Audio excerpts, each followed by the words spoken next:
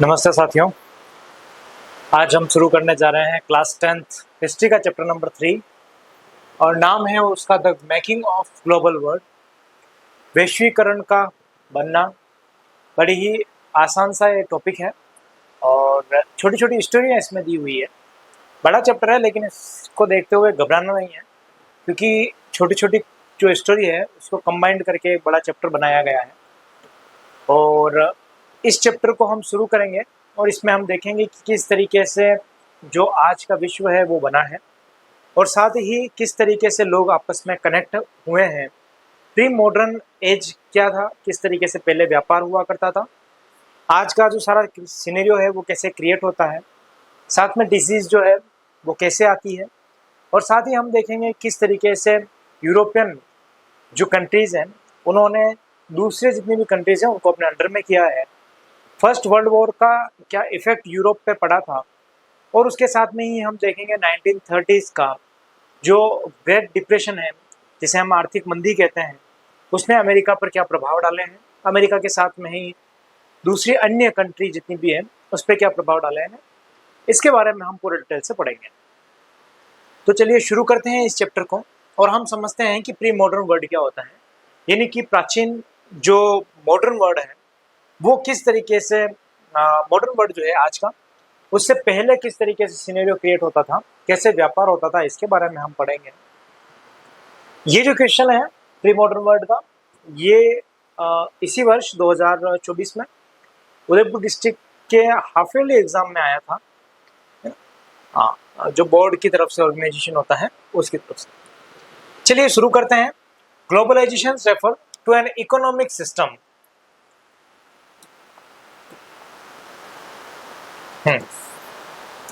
Globalizations refer to an economic system that has emerged in the last 50 year or so।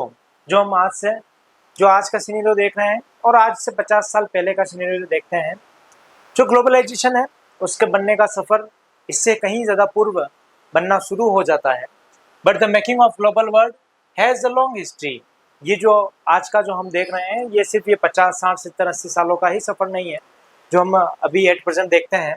इसका एक बहुत ही लंबा इतिहास रहा है of trade, migrations of the people in search of work, the moment of capital and much else. From Asian time travelers, traders, trades and pilgrims traveled vast distance for knowledge, opportunity and spiritual fulfillment, or the escape persecutions as early as 3000 BCE. An active coastal trade linked the Indus Valley civilizations with present day West Asia। हम जो इन 50 सालों से जो भी देख रहे हैं इससे कहीं लंबी इसका इतिहास रहा है, जब कुछ व्यापारी वर्ग दूसरी कंट्रीज़ में आते हैं, जो लोग एक जगह से दूसरी जगह पर माइग्रेशन करते हैं। कुछ ऐसे लोग हैं जो क्या कर रहे हैं, अपने काम की खोज में एक जगह से दूसरी जगह आए हैं, और जो मोमेंट जो कैपिटल को लेके, यानी कि जो उनके कायरी को लेके, उनकी जगहों को लेके जो बदले हैं, और इसके साथ में बहुत सारी ऐसी बातें हैं जो कि इसमें मेंशन नहीं है, उसके सिलसिले में लोग बाग एक कंट्री से दूसरी कंट्री में कनेक्ट में हुए हैं। फॉर एशियन टाइम, जब हम प्राचीन समय देखते हैं, जो ट्रैवलर्स हैं वो, जो ट्रेडर्स हैं वो, जो प्रेस यानी कि धार्मिक लोग हैं वो, और जो धार्मिक यात्राएं करते हैं वो, ये सभी ट्रैवलर्स क्या वास्ट डिस्टेंस यानी कि बहुत ही लंबी लंबी दूरियां तय कर करके किसी अन्य कंट्री में आते हैं। इसके साथ ही ये क्या करने आते थे, तो अपनी नॉलेज को इम्प्रूवमेंट करने आते थे। लोग बाग एक जगह से दूसरी जगह लोगों को जानने के लिए आते थे कि उससे वहाँ की संस्कृति किस प्रकार की है, वहाँ का कल्चर किस प्रकार का है।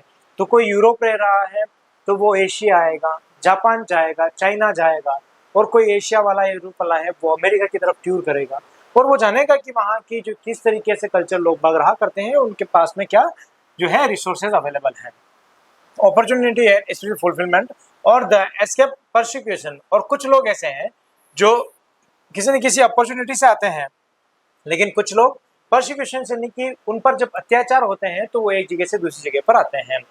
हम देखते हैं कि जो 3000 BC यानी कि हम उसे बिफोर क्राइस्ट भी कहते हैं, यानी ईसा पूर्व इसको कहा जाता है, तो इस समय पर जो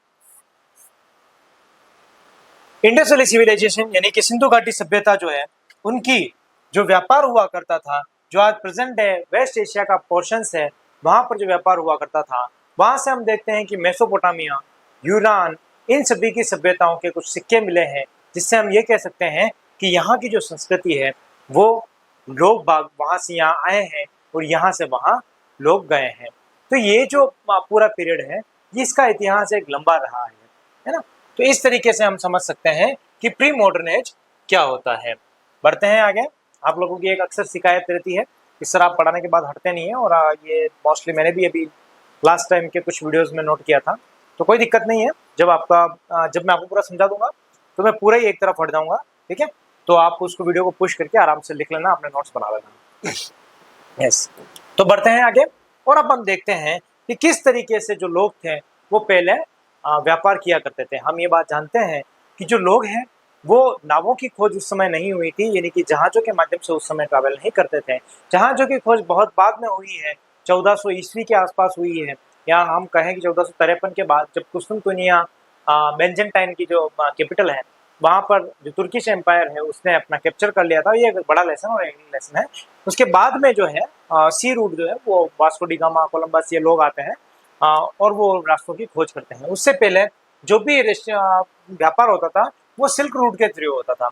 और इसे सिल्क रूट क्यों कहा जाता है? क्योंकि यहाँ से क्या है कि जो सिल्क थे, रेशम थे, गर्म मसाले जो थे, वो बहुत ज़्यादा इम्पोर्ट एक्सपोर्ट हुआ करते थे चाइना से, और यहाँ से भारत से ये एक जगह से दूसरी जगह जाया करते थे। तो इसलिए इसको सिल्क रूट मैंने लिखा था। सिल्क यानी सिल्क का एक कपड़ा होता है और उसी का व्यापार यहाँ पे सबसे ज़्यादा होता है, इसलिए इसको सिल्क रूट कहा जाता है। चलिए पढ़ते हैं इसको। Silk route link the world. किस तरीके जो सिल्क रूट है, देखिए ये तो दूसरा रास्ता है जो ब्लू कलर में है, वो तो ये इसका रास्ता है, जहाजों का रास्ता है, और सी रूट जो है वो है। देखिए ये रेड कलर का जो आपको ऊपर दिखाई दे रहा है वो है सिल्क रूट, ठीक है। Silk routes are good example for vibrant pre-modern trade and cultural linked between distant part of the world. Distance part, हाँ। तो ये जो सिल्क रोड है वो एक अच्छा एग्जाम्पल है ये समझने के लिए कि लोग बाग किस तरीके से व्यापार किया करते थे, एक मार्ग से दूसरी मार्ग पर जाया करते थे। Several silk routes have been identified by historians over land and seas connecting vast regions of Asia and linked Asia with Europe and Northern Africa.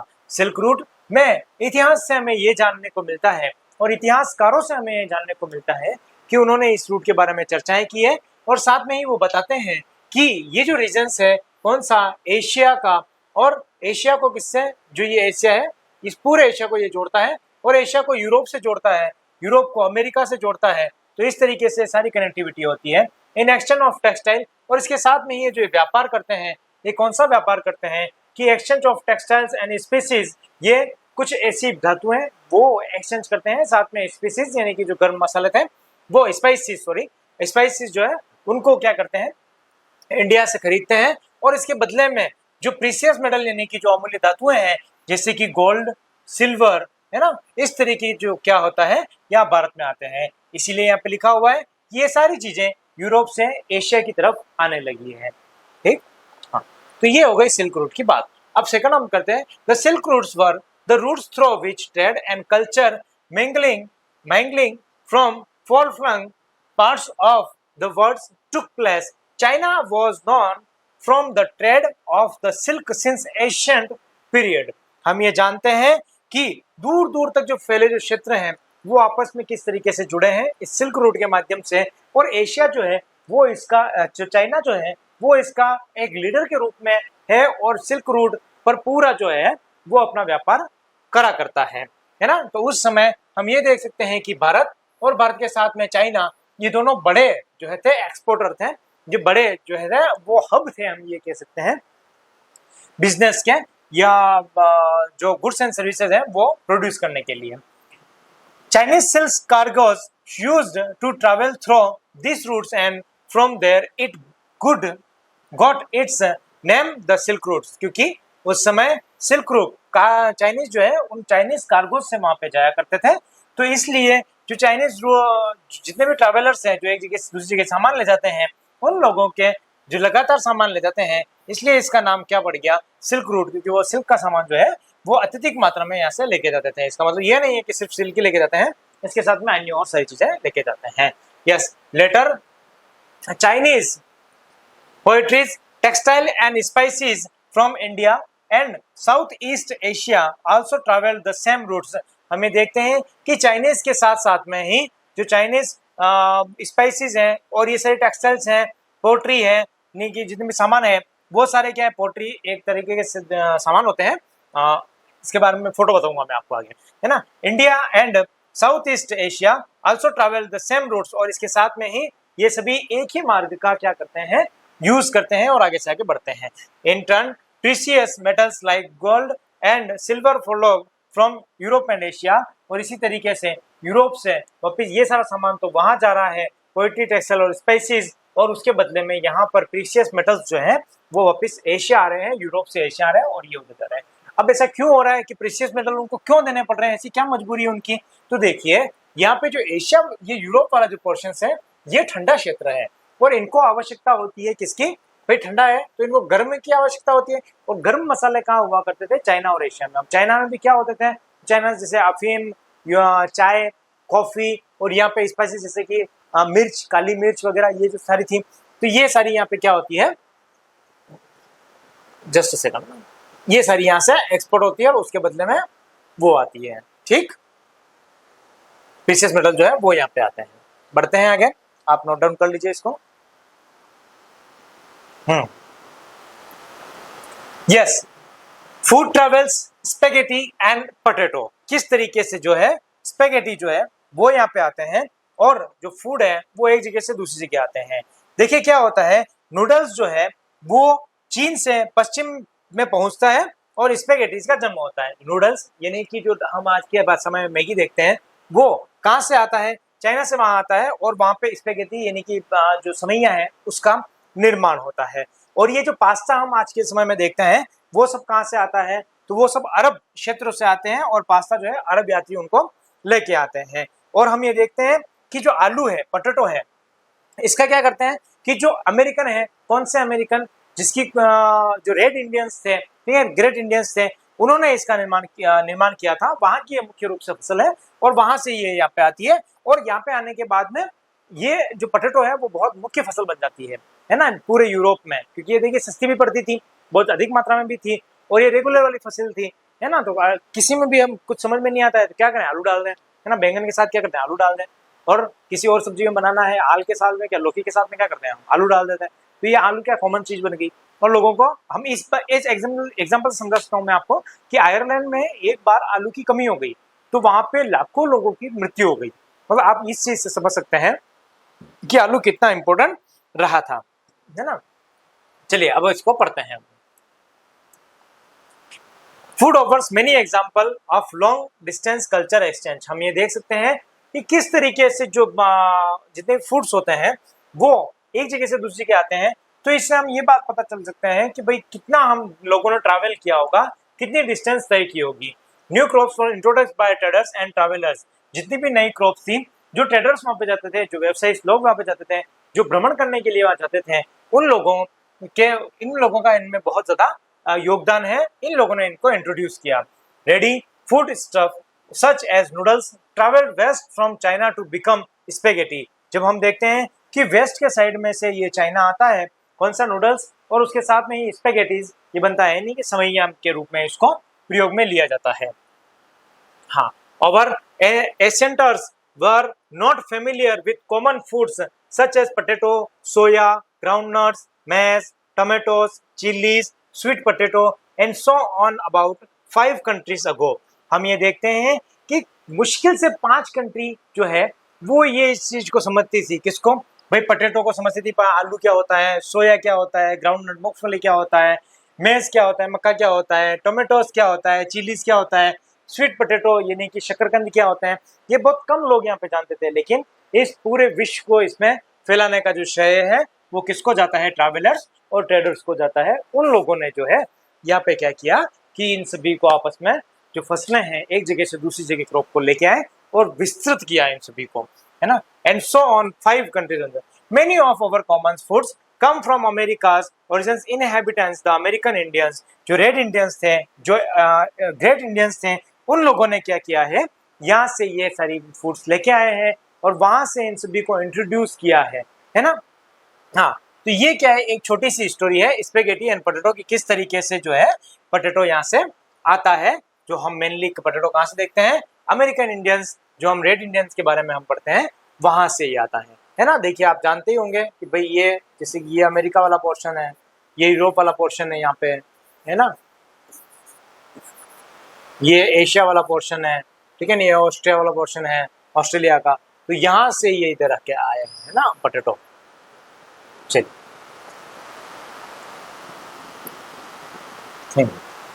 अब हम देखते हैं कि कॉन्क्वेस्ट, डिजीज एंड ट्रेड, किस तरीके जो है जो शासक थे उन्हें उन लोगों ने विजय हासिल की है। जो डिजीज है, किस तरीके से रोग जो है वो एक जगह से दूसरी जगह आए हैं, किस जगह से जो व्यापार है वो एक ट्रेड जो है फैला है। The Indian Oceans of countries before had known a bustling trades with goods, people, knowledge, customs, etc. Crisscrossing its water, the entry of Europeans helped redirect these flows toward Europe's, America's vast land and abundant crop and minerals began to transform trade and life everywhere. The Portuguese and Spanish conquest and colonization of America were decisively underway by the mid 16th century. अब ये जो story शुरू होती है ये कब से शुरू होती है, मिड 16th सेंचुरी से होती है ना। और मिड 16th सेंचुरी में क्या होता है कि जो पुर्तगीज है, पुर्तगीज और स्पेनिश, ये दोनों लोग अमेरिका में जाते हैं और बहुत सारी जो है जगहों पर अपनी कॉलोनी बनाते हैं, जिससे क्या होता है कि ये सभी लोग इन लोगों पर अत्याचार तो करते ही हैं, साथ में इन लोगों को खेतों पे कृषि करने के लिए भी प्रोत्साहित करते हैं, जबरदस्ती हम कह सकते हैं, जबरदस्ती इनको कृषि कराने का कार्य करते हैं। जब इस तरीके का काम होता है तो हम ये देखते हैं कि जो अमेरिकन थे वो बहुत ही पावरफुल थे ही, लेकिन अब यूरोपियन जो थे वो पावरफुल होने के साथ साथ में स्मार्ट भी बहुत थे, यानी कि वो दिमाग से बहुत तेज थे। तो यूरोपियंस ने क्या किया है, हाँ, Europeans most powerful weapon was not a conventional military weapons but germs such as those of smallpox that they cried from their persons. इस जो यूरोपियन लोग हैं वो अब कोई इस तरीके का नहीं कर रहे हैं, इस तरीके का यानी वेपन्स का उपयोग नहीं कर रहे हैं कि वो वेपन्स को करें, युद्ध करें, इस तरीके से उनको नहीं है। अब यूरोपियंस के पास में क्या है कि जो डिसीज है वो अवेलेबल है, और इसी तरीके का एक डिसीज होता है स्मॉल पॉक्स, जिसे हम छोटी माता और शरीर में छोटे छोटे छोटे दाने बन जाते हैं। तो इस तरीके से क्या है थी, स्मॉल पॉक्स नाम की बीमारी थी जो यूरोपियन के कारण कहाँ फैल गई, अमेरिका में फैल गई। तो याद रखना, आगे एक और चीज पढ़ेंगे जो अलग जगह की है ना, एक अफ्रीका की आएगी, लेकिन अब ये अमेरिका की बात कर रहे हैं। तो आप देखें स्मॉल पॉक्स पहली बार कहाँ से फैला, यूरोपियन के थ्रू कहाँ फैला, अमेरिका में फैला था, है ना। तो ये बात है। Now sponsors that they cried on their person they it proved to be deadly killer, ये सच साबित हुआ कि वो बहुत ही खतरनाक जो था स्पीसीज डिसीज जो था। Units until the 19th century poverty and hungry were common in Europe. जो 19th सेंचुरी है उसमें हम देखते हैं कि एक ह्यूमन यूरोप में एक बहुत कॉमन चीज हो जाती है। कॉमन कौन सी चीज हो जाती है, ये गरीबी, पॉवर्टी, और हंगरी यानी कि भूखमरी जो थी वो बहुत ही एक कॉमन चीज हो जाती है। Until well into the 18th century China and India were among the world richest country. जो चाइना है, जो यूरोप है, ये रिचेस्ट कंट्री उस समय हुआ करती थी, यानी कि इंपोर्ट एक्सपोर्ट में बहुत ही बेहतर जो थी वो यहाँ पे दो कंट्री हुआ करती थी। लेकिन कुछ ही समय बाद हम ये देखते हैं, however for the 15th century China is said to have restrict overseas contacts and retreated into isolations. Europe now emerged as the center of world trade.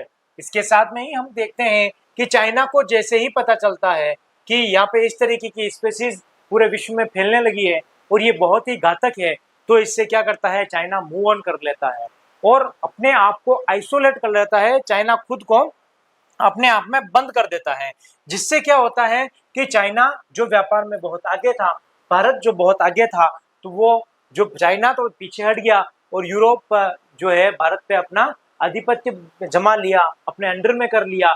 तो इससे क्या हो गया, यूरोप एकमात्र पूरे विश्व में ऐसी कंट्री बन गई जो यूरोप को पूरा ऐसा क्षेत्र बन गया जहाँ पे क्या हो गया, टर्शरी क्षेत्र बन गया। तो जिससे क्या हो गया कि ये यूरोप जो है सभी पे राज करने लग गया, यानी कि बिजनेस में नंबर 1 पोजीशंस पे कौन आने लग गया, यूरोप। जो पहले कौन आया करता था, चाइना और इंडिया, अब नंबर 1 पे यूरोप, क्योंकि चाइना तो पीछे हट चुका है और इंडिया पर यूरोप ने अपने अंडर में कर लिया है। तो इस तरीके से जो यूरोप है वो नंबर 1 में आ जाता है पूरे विश्व में। चलिए बढ़ते आगे, ये आप लिख लो।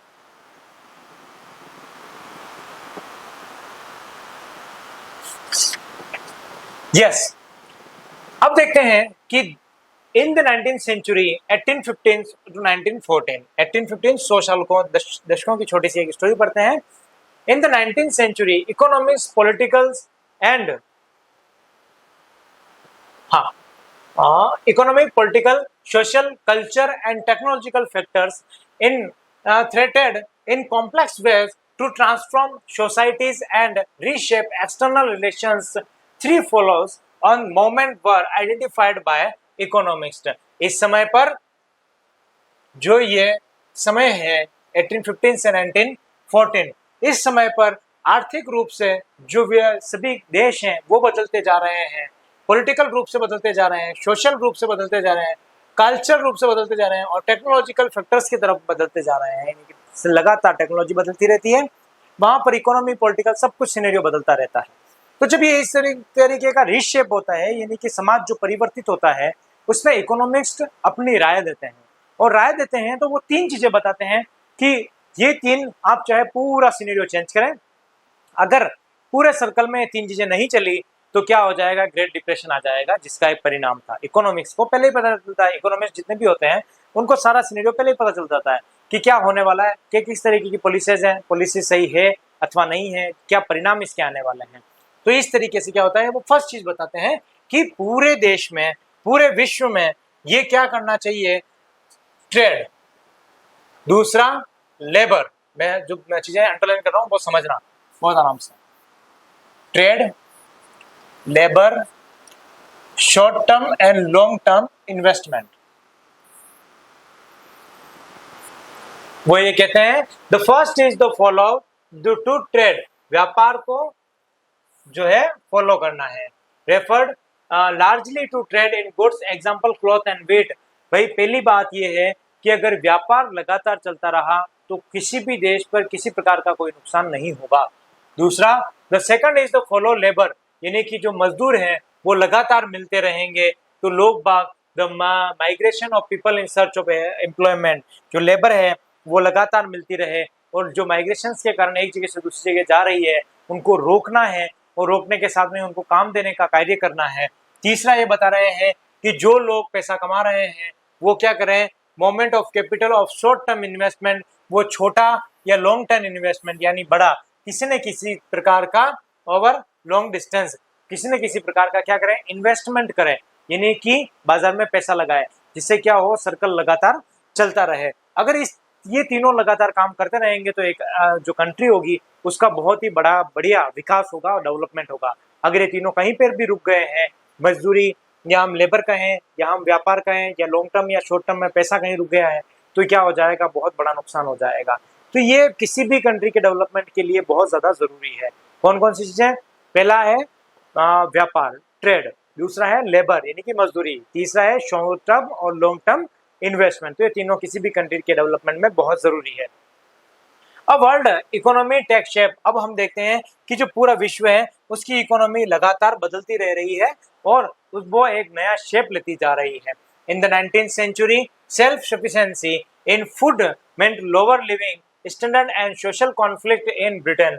जो 19th सेंचुरी है उस समय पर जो यूरोपियन वासी है, जो ब्रिटिश लोग हैं, वो खाने को, एक विशेष प्रकार के खाने को क्या करते हैं, अपना स्टेटस मेंटेन करने के लिए रख लेते हैं कि भाई इतना जो होगा वो अपना स्टेटस होगा, इतना तो होना ही चाहिए, नहीं तो उनका स्टेटस जो है वो लो रहेगा। It happened because of population growth from the late 18th century. हमें देखते हैं कि लेट 18th सेंचुरी में लगातार ब्रिटेन में पॉपुलेशन इंक्रीज होती रहती है, जिससे क्या होता है, corn law was imposed which meant restrictions of import of corn. जो कॉर्न है यानी कि मक्का है, मक्के के बीच पर हम एक लॉ बनाएंगे और मक्के को यहीं पर रोकेंगे, यानी कि मक्के को कहीं बाहर नहीं जाने देंगे और अंदर नहीं आने देंगे। ये ऐसा क्यों कर रहे हैं मैं पूरा विस्तृत से आपको बताऊंगा। British agriculture was unable to complete with imports and vast area of land were left uncultivated, so thousands of men and women flocked to the cities of migrate overseas। जो यूरोप है उसमें बहुत ज्यादा ऐसी जमीन थी जहां कल्टीवेशन नहीं हुआ करता था, जो ऐसी बंजर पड़ी हुई थी। इसके कारण बहुत सारे लोग जो है एक उस कंट्री से दूसरी कंट्री में जाते हैं। ये इसको रोकने के लिए उन्होंने दो काम किए। पहला तो कॉर्न लॉ लेके आए, दूसरा क्या किया कि उन्होंने अनकल्टिवेटेड जितनी भी जगह थी वो सारी कल्टिवेटेड की, यानी कि सभी जो बंजर जमीन थी उसको सही करवाया ब्रिटिश सरकार ने। और कॉर्न लॉ यानी कि कोई भी मक्का जो है इंपोर्ट नहीं करेगा, जिससे क्या होगा, मक्का जो है वहीं पर बोया जाएगा, लोग बाग मजदूरी करेंगे, लेबर होगी, मजदूरी होगी और शॉर्ट टर्म और लॉन्ग टर्म इन्वेस्टमेंट होगा, यानी कि ब्रिटिश यूरोप जो है उसका लगातार साइकिल चलता रहेगा, रुकेगा नहीं, है ना। यस, तो आपको समझ में आया कॉर्न लॉ क्यों लेके आए थे। देखिए कॉर्न लॉ पे क्या था, एक बार फिर समझ लेते हैं कि जो कॉर्न लॉ आता है इस पे गवर्नमेंट जो था उस पर जो बिजनेस पर्सन्स थे उन लोगों का बहुत दबाव था, क्योंकि उनका सारा सामान बिक नहीं रहा था। तो गवर्नमेंट ने क्या किया, जो लेबर क्लास थी उन लेबर क्लास पे प्रेशर किया, और प्रेशर करने के कारण जो अनकल्टिवेटेड जगह थी, है ना, उन सभी को गवर्नमेंट ने सही कराया, और सही कराने के साथ में ही उनको प्रोत्साहन दिया और कॉर्न लॉ लेके आए थे। In Britain food prices fail. इसके साथ में ही ये चलो एक अलग स्टोरी क्रिएट हो रही है, लेकिन हम इसके बीच में देखते हैं कि फूड प्राइसेस जो थी वो लगातार गिरती जा रही थी, वो फेल होती जा रही थी गवर्नमेंट की। And in the mid 19th century industrial growth lead to higher income and more food imports. और इसके साथ में ही जो इंडस्ट्री है वो लगातार ये डिमांड कर रही थी, यानी कि वो पैसों की अधिक डिमांड कर रही थी, और जो प्राइसेस थी वो लगातार इंक्रीज होती जा रही थी, है ना। इसके कारण क्योंकि वहां पे फसलें हो नहीं रही थी, क्रॉपिंग हो नहीं रही, भाई लोगों को क्या चाहिए, बाहर से मंगा दिया, कुछ भी चाहिए होता है, भाई मक्का है तो मक्का बाहर से मंगा दिया। अगर इम्पोर्ट ज्यादा से ज्यादा होगा तो वो देश सबसे ज्यादा नुकसान में है। तो इम्पोर्ट सबसे कम होना चाहिए, एक्सपोर्ट ज्यादा होना चाहिए, है ना, किसी भी डेवलप्ड कंट्री की यह निशानी है। यस, इन ब्रिटेन, ये तो हमने पढ़ लिया। हाँ, income from import. In order to fulfil British demand in eastern Europe, Russia, America and Australia lands were cleared and expand food productions. जो यूरोप है उसने क्या किया कि रशिया से हेल्प की, और रशिया ने, अमेरिका ने, देखिए यूरोप लगातार अब धीरे धीरे डाउन होता जाएगा, यूरोप ने मदद ली, और उसके बदले में क्या किया, क्योंकि यूरोप की जो है फूड क्राइसिस यहाँ पे फैलने लग गया था, स्टार्ट हो गया था यहाँ से, तो रशिया, अमेरिका और ऑस्ट्रेलिया ने अपने जितने भी लैंड थे जो अनकल्टिवेटेड थे उन सभी को क्लियर करना शुरू किया, और उसके साथ में ही फूड का प्रोडक्शन शुरू किया, और वो सारा फूड कहाँ पहुंचाने लग गए, ब्रिटेन में पहुंचाने लग गए, है ना। ब्रिटेन अब, क्योंकि ब्रिटेन शुरू से ही उनकी क्या है, ब्रिटेन लालची बहुत ज्यादा है, भाई उसको पता पड़ गया तो दूसरे देशों पर क्या करना है, राज करना है, और राज करना है तो जो फ्रीडम कंट्री थी ना उसके आसपास की, तो उनसे ये क्या है कि फूड मंगा रहा था। और यहाँ पे क्या था, जहाँ जहाँ पे उसने राज कर रखा था तो वहां पर जो लोग थे उनको प्रेशराइज करके भूमि वैसे उनको खत्म कर दी थी बार बार बार बार, और वहां पे जो इन्वायरमेंट था वो भी उनका साथ नहीं दे रहा था। तो इन देशों ने क्या किया, यूरोप की सहायता करने के लिए अपने यहाँ पे कल्टीवेशन किया, फूड का प्रोडक्शन करने की कोशिश की, और फूड जो है यूरोप भेजते गए। In order to manage the link of railways to agriculture field, और ये सभी जो कंट्री है उन्होंने लगातार अपनी रेलवे लाइंस जो है वो एग्रीकल्चर के पास में इकट्ठा की, यानी कि वहां तक जो है रास्ता बनाया जहां से रेलगाड़ी जो है वहां तक आए और सारा सामान बड़ी बड़ी मात्रा में वहां से दूसरी जगह चले जाए। Fields and building homes from people required capital and labour, और इसके साथ में ही जो लेबर थे, जो लोग थे, जो उनके लिए रहने की वगैरह सब जगह व्यवस्था की। लंदन हेल्प, और इसके साथ में ही जो लंदन है वो क्या करता है, terms of finance and terms of labour people immigrated from Europe and America and Australia in the 19th century. जो लंदन है उसने यहाँ पर आर्थिक सहायता की, यानी कि पैसा देना शुरू किया, किसको, यूरोप को। और अभी पैसा सबको ज्यादा जरूरत किसको है, यूरोप को सबसे ज्यादा जरूरत है। तो इस समय पर फूड क्राइसिस है तो यूरोप लंदन से पैसा भी ले रहा है, ठीक है। लंदन भी आता है इसी में है, लेकिन लंदन एक अलग कंट्री हुआ करती थी, ठीक है। स्कॉटलैंड वगैरह मिलकर फिर वो एक इंग्लैंड पूरा बनता है, ब्रिटेन पूरा बनता है। लेकिन इस समय पर लंदन जो बिल्कुल फ्री है, यहाँ पर यूरोप की सहायता करता है, और यूरोप की सहायता करने के साथ में इनको लो शॉर्ट टर्म पैसा देता है, ब्याज पर पैसा देता है। अब ये भी डेट ट्रिप में फंसने लग जाएंगे। By 1890 a global agriculture economy had taken shape, और इसके साथ में ही जो कृषि है वो वैश्विक रूप से अपना एक अलग रूप अपनाती है। Adapting the complex changes in labour movement pattern, जो लेबर लगातार काम कर रहे हैं उनके पैटर्न में लगातार चेंज हुआ है। Capital flows, ecologist and technology, इसके साथ में ही जो लोग हैं वो, और उसके साथ में ही जो टेक्नोलॉजी है वो लगातार चेंज होती रहती है। हम एक एग्जांपल के थ्रू यहाँ समझ सकते हैं कि जो किस प्रकार से इन वेस्ट पंजाब, भारत में पंजाब में, वो भी वेस्ट वाले पोर्शंस में, the British Indian government build network from irrigation channels to transform semi-desert vast into fertile agricultural land to grow wheat and cotton from export. Even the cultivation of cotton expanded worldwide to feed British textile mill। और उसके साथ में ही जो क्या करते हैं, देखिए, जो हम एक एग्जांपल के थ्रू समझ सकते हैं कि किस प्रकार का जो है फॉलो हुआ है। यहाँ पर हम देखते हैं कि जो ब्रिटिशर्स हैं, उन ब्रिटिशर्स ने पंजाब में वेस्ट वाले पोर्शंस में, जो हम आज वेस्ट पंजाब कहलाता है, पाकिस्तान का इलाका है, वहां पर क्या किया इन्होंने, इरिगेशन शुरू किया। यहाँ पे जो डेजर्ट वाला पोर्शन था उसको लगातार कम करने की कोशिश की, और उस पूरे क्षेत्र में चैनल्स बनाए, नदियों के चैनल्स बनाए। पंजाब का नाम पंजाब कैसे पड़ा, क्योंकि वहां पे 5 नदियां हैं, और 5 नदियों का संगम क्या कहलाता है, पंजाब कहलाता है।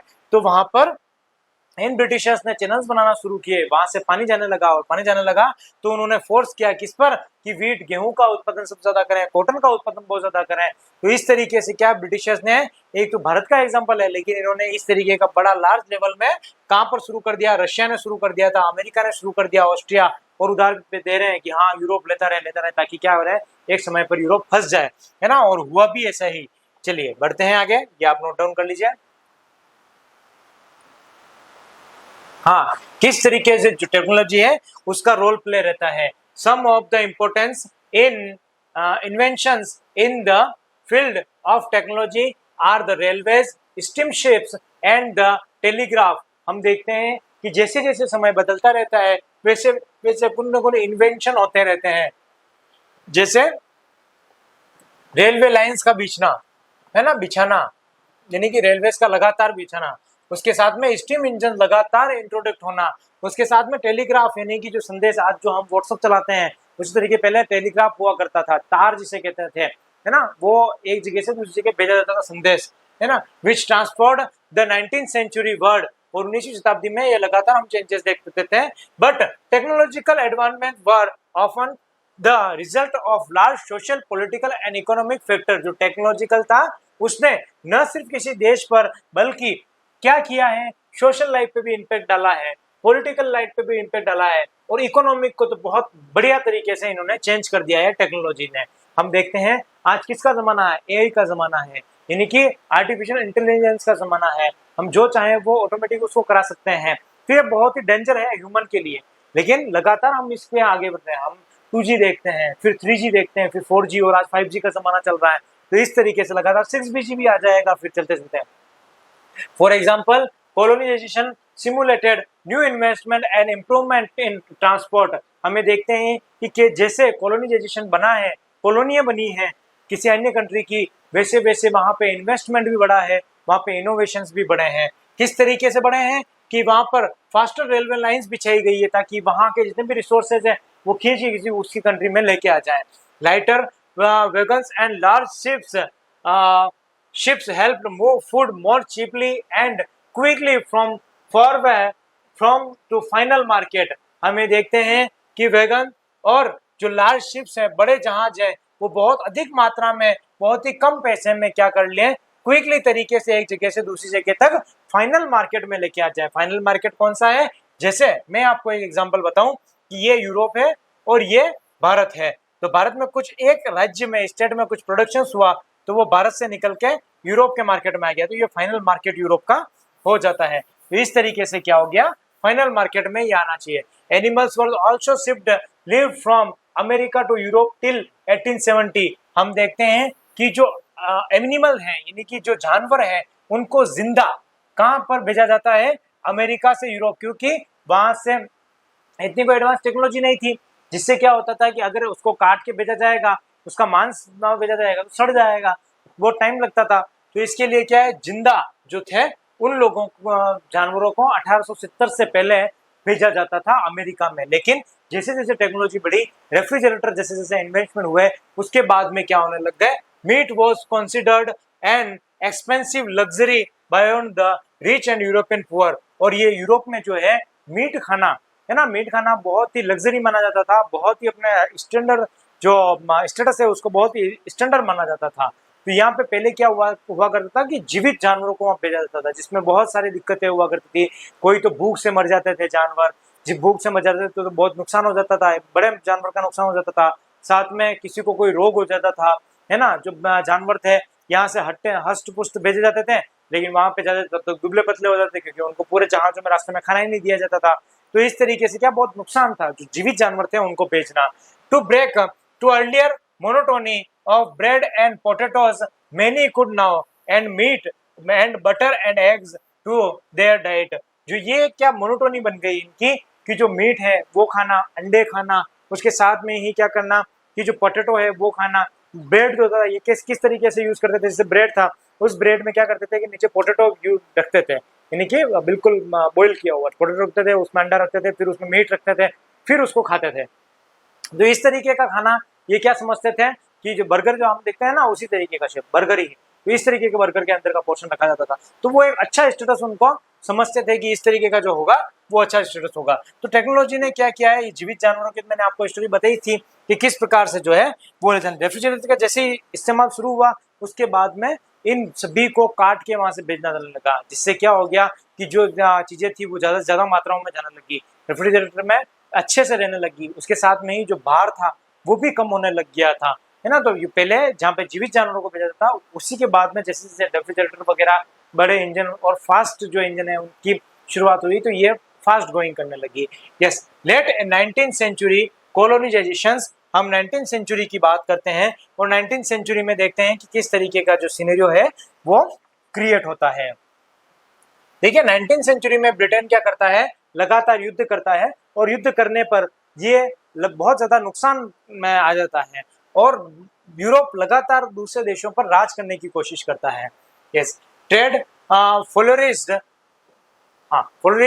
and markets expanded in the late 19th century, but it had a dark side too, as in many parts of the world the expansions of trade and closer relationship with the world economy meant a loss of freedoms and livelihood। एक जो हम देखते हैं कि लगातार विकास हो रहा है उसी तरफ से एक डार्क साइड भी इसका है, यानी कि एक काला अंधेरा भी है। और वो क्या है कि जिस तरीके से वहां पे लोगों को बताया जाता था कि इस तरीके का काम होगा, इस तरीके का सारा काम किया जाएगा, तो वैसी कोई हकीकत नहीं थी। उन्हें बहुत ज्यादा मजदूरी कराई जाती थी और उन्हें बहुत ज्यादा प्रताड़ित किया जाता था, परसिक्यूशन बहुत ज्यादा किया जाता था, उत्पीड़न उन पर बहुत ज्यादा होता था। तो जो फ्रीडम थी उनकी वो खत्म हो जाती थी, जो लाइवलीहुड है वो उन लोगों का खत्म हो जाता था, है ना।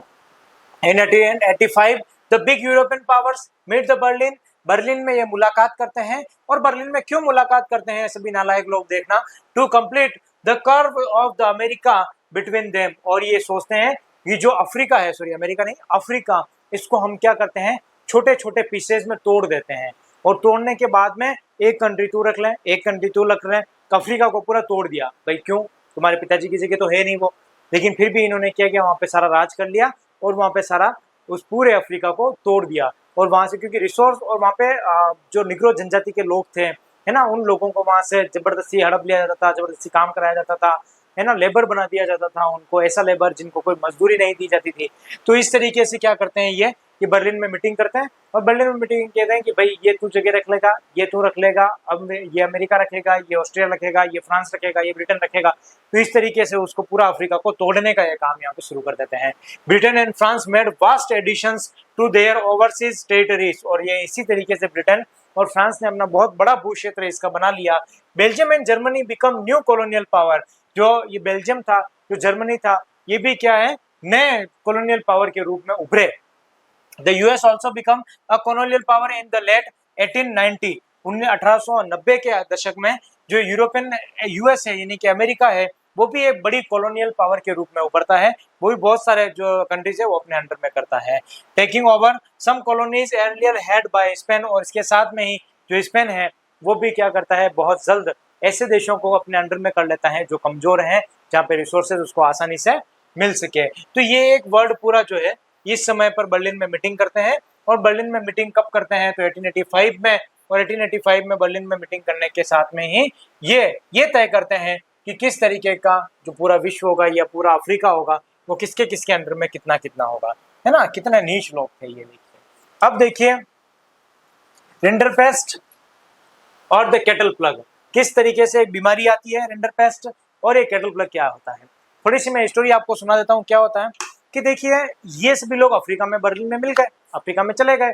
अब अफ्रीका में क्या था यार कि यहाँ पे जो लोग थे ना उनके पास रिसोर्सेज पूरे थे। अफ्रीका में रिसोर्सेज पूरा, कोई कमी नहीं है ना। ये जो पानी की कमी है वो कुछ इलाकों में है, अफ्रीका में मोस्टली है वहाँ पे।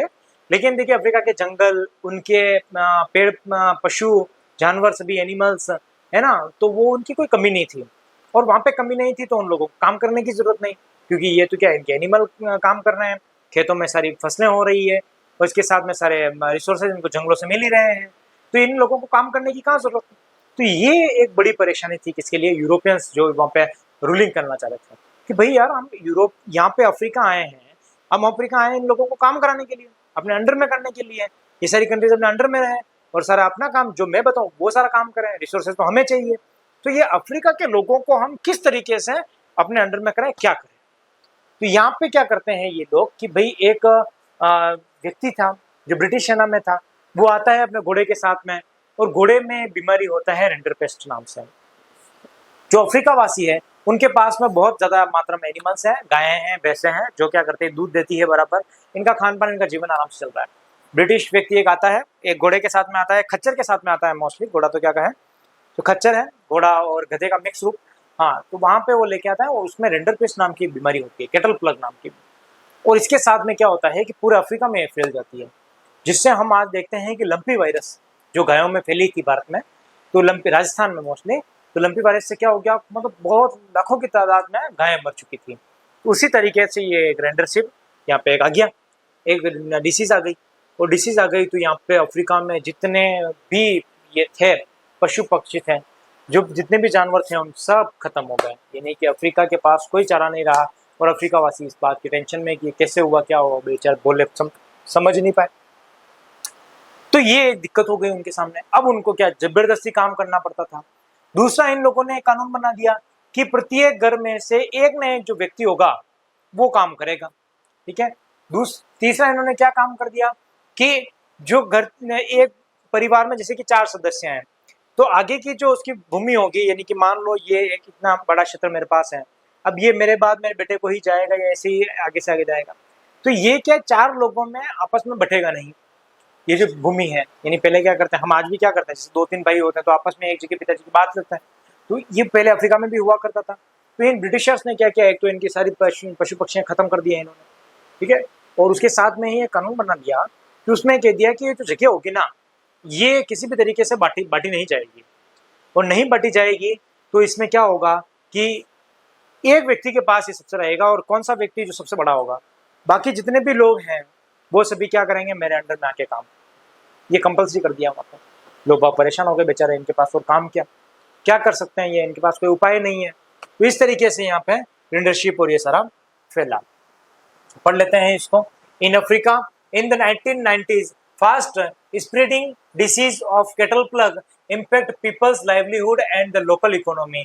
जो ये लोकल इकोनॉमी थी इनकी, उसको एक बहुत बड़ा इफेक्ट डाल देती है, और उसके साथ में ही जो डिसीज है ये सारे केटल प्लग को खत्म कर देती है, सारे पशुओं को खत्म कर देती है। Africa had abundant land and the relatively small population. जो अमेरिका था वो एक छोटे से क्षेत्र में था और छोटे से क्षेत्र में रह गया।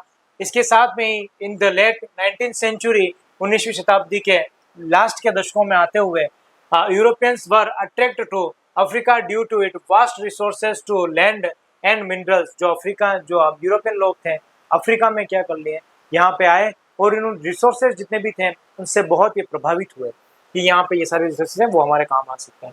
Europeans come to Africa hoping to establish plantations and mines to produce crops and minerals from export to Europe.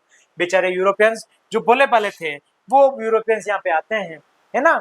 जो नीच लोग थे, भोले भाले तो क्या, ये भोले भाले लोग यहाँ पे आते हैं और यहाँ पे आने के बाद सोचते हैं कि यार हम यहाँ पे चले जाएंगे तो यहाँ पे ये अफ्रीका वासी जो है हमारी सहायता कर देंगे और इसके साथ में ही जो प्लांटेशन है वो हम आराम से कर लेंगे और यहाँ पे प्लांटेशन भी आराम से कर लेंगे, क्रॉपिंग भी आराम से कर लेंगे और यहाँ पे क्या करेंगे, ऐसे भी लोग हमारे फ्री में काम करना शुरू कर देंगे, है ना। ये मूर्ख लोग इस तरीके का यह काम सोचते थे, लेकिन इनको क्या पता कि इनका जो पासा है वो उल्टा पड़ने वाला है। But there was unexpected problems, shortage of labour willing. जब इन्होंने देखा कि यार काम करने के लिए तो कोई आ ही नहीं रहा है, टू वर्क ऑफ वेजेस, किसी को पैसों की जरूरत ही नहीं है। इनहेरिटेंस लॉज वर चेंज्ड, इन्होंने क्या किया, कानून को चेंज किया। And according to the new one, इस नए कानून के तहत ये होना था, only one member of family was allowed to inherited the land. जो परिवार का एक सदस्य होगा वही उसके भूमि का मालिक रहेगा, है ना। ये इन्होंने कर दिया।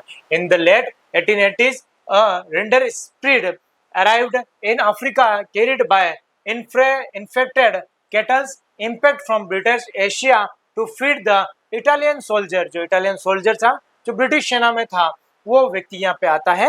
इन्वेंडिंग एरिट्रा इन ईस्ट अफ्रीका, यहाँ पे ईस्ट अफ्रीका की तरफ आता है।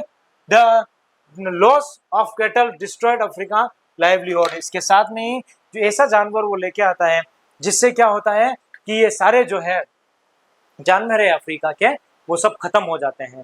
तो दोहरा इनको नुकसान हो गया। एक तो घर में से एक ही व्यक्ति को इनको सारा को काम करना है और दूसरा क्या करना है, एक ही व्यक्ति के नाम पे जगह होगी सारी, और दूसरा क्या होगा कि ये जो कैटल है ये सभी एक बीमारी से सब कुछ खत्म हो चुके हैं, है ना। ये सारी रेंडम स्प्रेड और इसकी स्टोरी थी। यस, नोट डाउन कर लीजिए आप।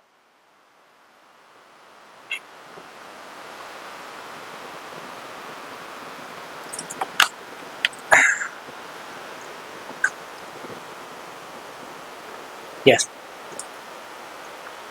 अब हम देखते हैं indentured labours migration from India. किस तरीके से जो इन डेजर्ट जो लोग थे यानी कि अनुबंधित, जिन्हें जबरदस्ती बंधक बना दिया जाता था, वो लोग, साथ में ही जो इंडिया से किस तरीके से माइग्रेशन लोग भाग होता है।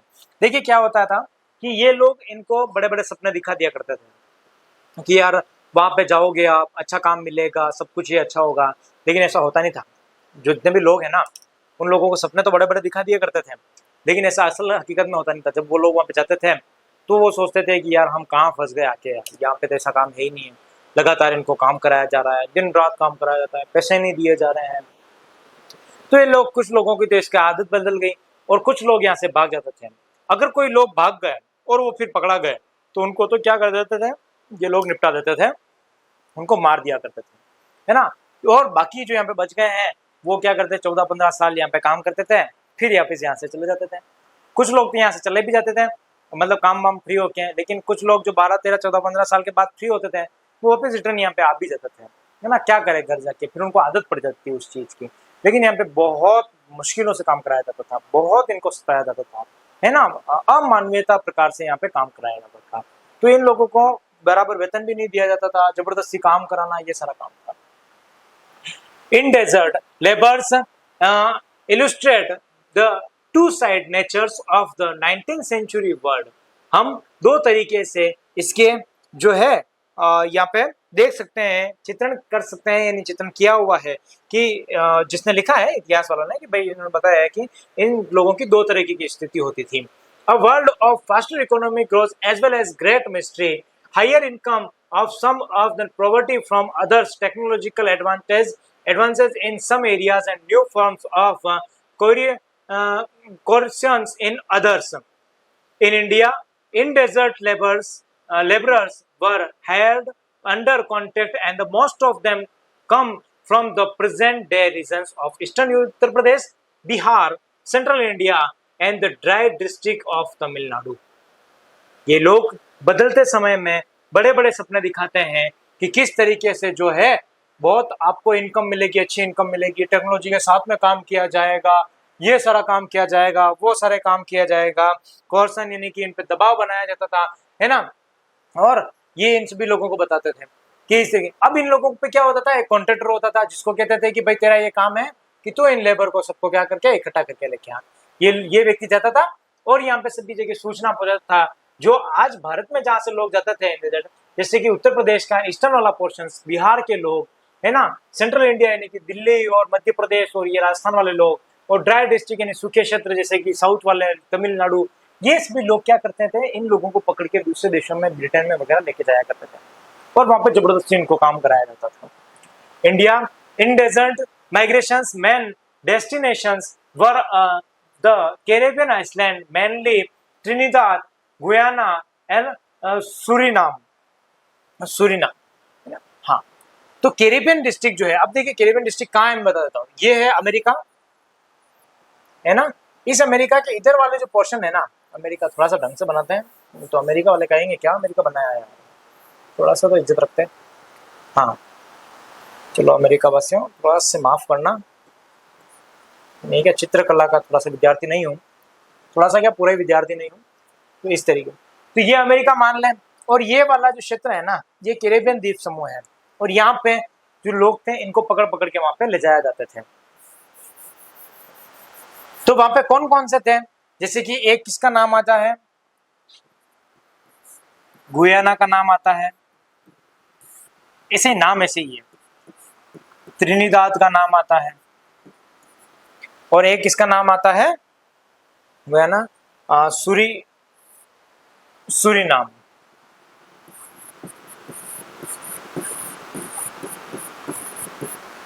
ये क्या है, सब कैरेबियन कंट्री है।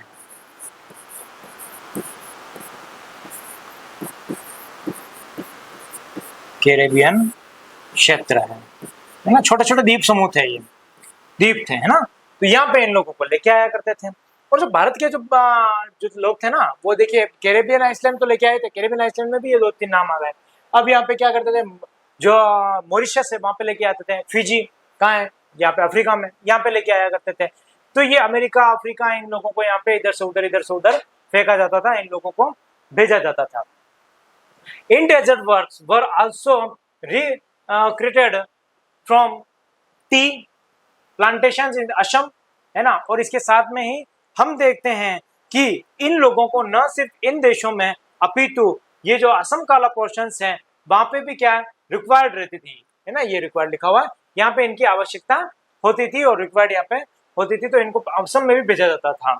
19th century in desert has been described as a new system of slavery, यानी गुलामी की नई दास्तां, गुलामी की नई दास्तां, गुलामी की नई दास्तां, है ना। तो ये एक नया सिस्टम बन चुका था यहाँ पर। अब एक बार क्या होता है, in Trinidad the annual Muharram procession will transform into a Rhodes carnival. Similarly, the protest religions of Rastafarianism is also said to, थोड़ा सा नीचे आ गया हम, carnivals called Hoysay, in which workers of all races and religions joined. अब क्या होता है, Trinidad में एक मुहर्रम का फंक्शन चलता है, जो वार्षिक एक मुहर्रम है, होयसा। ये क्या है कि इमाम Hussain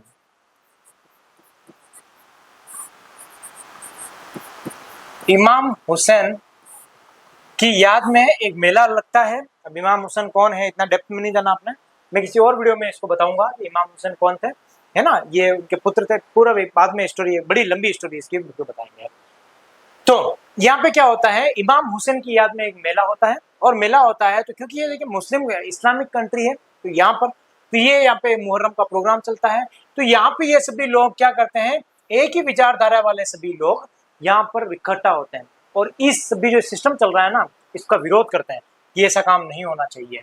yes, similarly the protest reasons Similarly, the protest religions of Rastafarianism is also said to reflect social culture linked with Indian migrants to the Caribbean। और जो ये रास्ताफरिनिज्म विचारधारा वाले लोग थे, ये थोड़ा उग्र प्रभाव के लोग थे, यानी कि भाई बड़े आक्रामक लोग थे, जैसे कि भारत में के भगत सिंह और चंद्रशेखर आजाद, सुभाष चंद्र बोस, ये थोड़े उग्र स्वभाव के थे ना, कि नहीं अंग्रेजों को मारो तो ये बाहर निकलेंगे, है ना। हाँ, तो भाई ये इस तरीके के विचारधारा वाले लोग थे कि नहीं, इस तरीके का अत्याचार नहीं करें, विरोध करना है बिल्कुल प्रॉपर तरीके से। तो ये कैरेबियन लोगों में इंडिया के लिए फेवर करते हैं कि इंडियन लोगों के साथ में भी बुरा हाल हो रहा है, तो यहाँ से इन लोगों को भी बाहर निकाला जाए। From the 1900 Indian nationalist leader began opposing the system of indentured labor migrations as abusive and cruel. It was abolished in 1921। इसके साथ में ही ये लोग ये सोचते थे कि एबुसिव यानी कि ये बहुत ही अपमान करते हैं इन लोगों का, और अपमान करने के साथ में ही बहुत निर्दयी तरीके से इन लोगों के साथ में बर्ताव करते हैं, है ना। तो इन लोगों पर यहाँ पे रास्ताफरिनिज्म में जो लोग हैं, विचारधारा वाले लोग, ये तो प्रोटेस्ट कर ही रहे हैं। इसके साथ में भारत में भी इस तरीके का जो ये प्रोटेस्ट है वो शुरू हो जाता है, यानी कि भारत के जो लोग हैं वो भी ये कहते हैं कि नहीं, ये सारा काम नहीं होना चाहिए, इस तरीके का जो ये आप लेबर्स बना रहे हैं, स्लेवरी बना रहे हैं, वो काम नहीं होना चाहिए, है ना। बढ़ते हैं आगे। हाँ, नोट डाउन कर लीजिए आप इसको।